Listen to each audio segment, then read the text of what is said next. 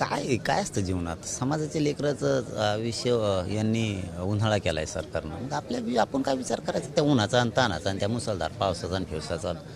कारण याला 10 महिन्याचा वेळ दिला, आणखीन किती द्यायचा. म्हणून आता हे बघा काय असतं, सरकार फसवायला निघालं आहे. त्यांनी सांगितलं होतं आम्ही 100% आरक्षण देतो. आत्ता तशा बाईट आल्यात त्यांच्या, नाही दिलं. मग मी त्यांच्या जीवावर बैठका बंद केल्या राज्यातले. म्हणजे आमचं आंदोलन मोडीत काढायचं का? माझा समाज लाखो समाज आंतरवलीत आला असतं. मी बैठका रद्द केल्या. सरकार देतो म्हणलं. मराठ्यांनी विश्वास ठेवला त्यांच्यावरती, नाही दिलं. आपण जसे उपोषण होते तुमचं तसं नाही. मग आता पर्याय काय?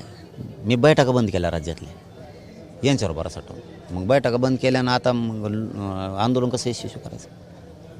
मग मला माझा जीव पणाला लावावा लागतो आहे. आता मला माझा जीव पणाला लावावा लागतो आहे आणि मी तरफडून मारायला तयार आहे.